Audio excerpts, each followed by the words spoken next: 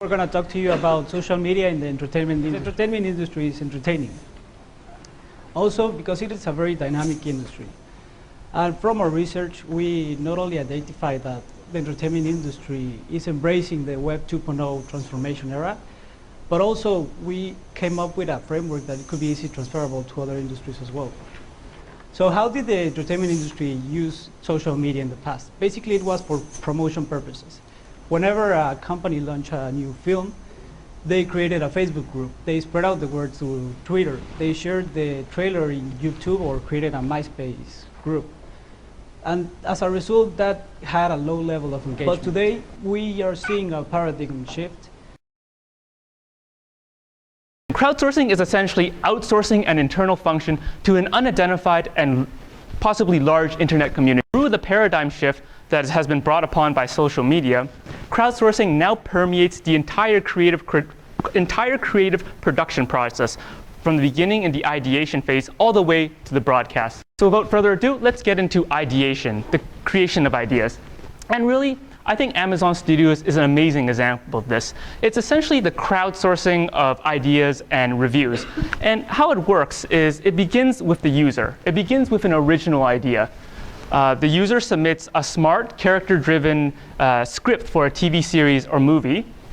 And it's important to note that at this time, Amazon Studios is really looking for two genres, primetime comedy and children's series. So you submit this script. And the magic really happens after you submit the script. Because as the original content owner, you have three options. The first is open or public. The second one is by permission. And the third one is closed or private. Open, as you can imagine, means that not only can other users read your script, comment on it, but they can also go in and modify it. I think it's important to revisit crowdfunding because it's a logical progression, but also because the Star Trek example that I want to bring up really illuminates some key findings that I want to share with you all. Star Trek being a very venerable brand, but now Paramount is not really convinced that consumers want it anymore. And so Star Trek TV series were kind of stuck in a bind, but that's where crowdfunding came to the rescue, more specifically in the form of Kickstarter. Now, I wanted to bring up the Star Trek example really for two reasons. The first is to share with you my shameless fanboyism with Star Trek, but the second and arguably more important reason is to really show you that this paradigm shift in social media and entertainment industry is not isolated to avant-garde entrepreneurs launching stuff on Kickstarter or new movie writers putting their script out in Amazon Studios. It also can apply to old and venerable brands, as seen in this Star Trek example. Moving on to production.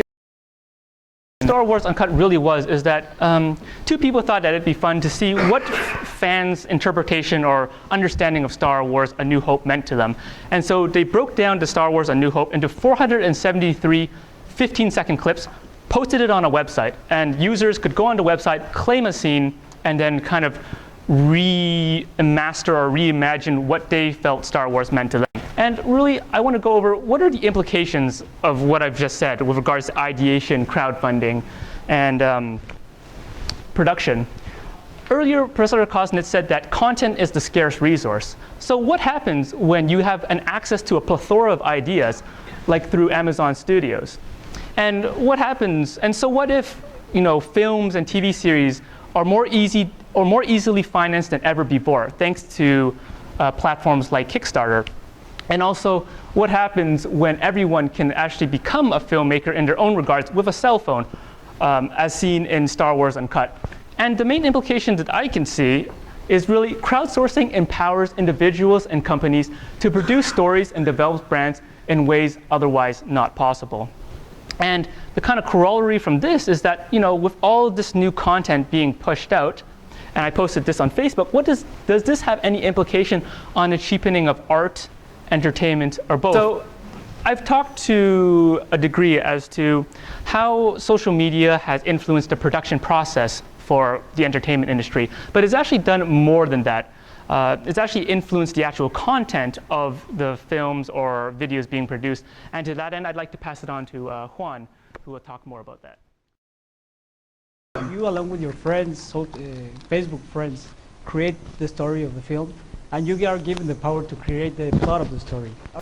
Our second example is Twittermentary. As you can tell from this title, it's a documentary about Twitter. This example is where people are actually part of the content of the film. This film was produced by a social media film festival association, which is an association that commemorates films about social media and social change. And what they show is different stories about how Twitter affected people's lives. Example that they show in this film is where a woman tweets to her followers that she just lost her computer. And her followers were so compelled about it that they decided to help her and give money to her. So she was able to buy a new laptop so she could continue tweeting. And they show different stories like that in the documentary. Let me ask you one question. Which of you consider themselves to be very passionate about social media, that live and breathe social media? Well, so does this guy, Joe. He not only lives and breathes social media, but he trusted it with his life for 31 days. Well, it's actually pretty entertaining. He meets some crazy people along the way, some very interesting people as well. And it's amazing how people actually helps him. And he travels across the country, and in the end, he meets the founder of Craigslist as well. So it's entertaining. So the main element that we recognize that what made this documentary possible was social media. Without it, this documentary would have not been in the first place, and Joe would have not been able to make this journey. It was only made with a budget of $15,000, and it grossed more than $190 million worldwide. So what's interesting about that is it actually was produced first in 2007, but it was only released nationally 2009. So what happened during that span of 2 years? They were only selecting very certain cities in the US at midnight in colleges, very unpopular venues to actually screen it. But after a while, yes, the quality was good, it was actually terrifying. So it created some buzz. But what was really interesting is for the first time when they realized there is potential there, they partnered up, they used this website called Eventful. So what you can do is Eventful, you can gauge the demand for your showing or your product or an event through the crowds. So they said we're only going to screen in cities where there's enough demand, and they did that. There's this Twitter feature called Tweet for Soundtrack. So if you retweet enough times about this movie, upcoming movie, you get to download the soundtrack, the MP3 file for free. Like there's little things like that, and weekly tweet chats and YouTube channel that you can have.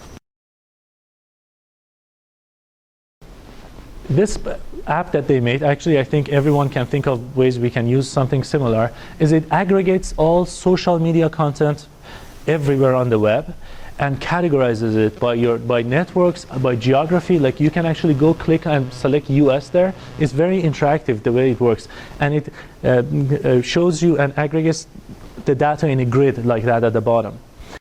The radical idea that even though this is all about fights and the games and the competitions, the senior VP of marketing there decided first day with their first board meeting, we're not going to show 1 second of these fights in any of our trailers or anything like that. So we keep it a mystery as to what are these games, like what game are they talking about. Oh yeah, you can register and you can create your own ID card as a citizen of that country, of Panem.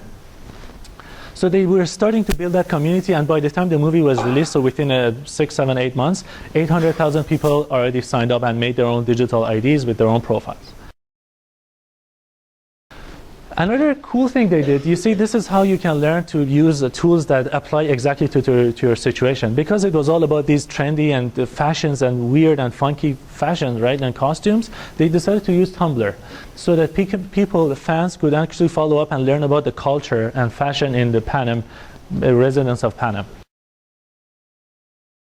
100 days prior to the release of the movie in December, on December 15th, they made this big puzzle, jigsaw puzzle, but they told people that every day they're going to reveal one piece of it in one of the websites, like fan websites or blogger websites. And you have to use Twitter to search and find which website it is and go and find it. And then at the end, you either pull it together using Photoshop, or you actually print and cut the pieces and you put the puzzle together. Research, I can tell you this, assign a separate hashtag to each of your campaigns. It creates its own identity, people relate to it better, and also it's easier to monitor and measure and everything. It's just better. For Facebook, some people, many people, especially prospects, people who have not seen the movie, they don't like it. They find it too cluttered. Even people who are very comfortable with Facebook generally. So they say it's good for your existing fans, people who've seen it, want to discuss, but not for new people or prospects. So send them to your official website if you can, refer them there. And finally, be creative and bold. Don't do another 100-piece puzzle. Do something weird and very new, and the buzz will come. That's what we've been learning from everything that we saw. So now how does social media play an important role in broadcast, and that is through co-creation? It is through the use of collaborative consumer-generated content and the integration of traditional media with social media, as we heard today, that results in the co-creation of entertainment. Now, to give you a more concrete example of co-creation similar to what we saw in the Grammy Awards today is The Voice. Voice is a singing talent show with a difference. Here is where social media is completely integrated with its programming. The show is focused on 24/7 storytelling. It works on cultivating the story on the web even after the live performances are over. The main reasons for the success of this show are 5.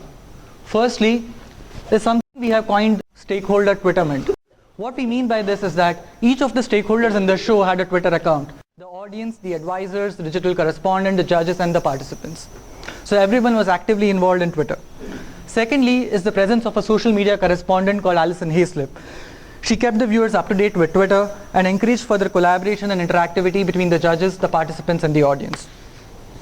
The third was the use of the NBC Live website. This was launched initially with the intention of interacting with consumers through polls, trivia, and sharing of fun facts. In season 4 that opens on March 25th, NBC is actually going to use the app called Zbox. This app has been launched in the US in September 2012. Zbox is like Spotify but for watching TV. You can see what's on now, what your friends are watching, what celebrities are watching. And the fourth fact that contributed to the success was contestant profiles.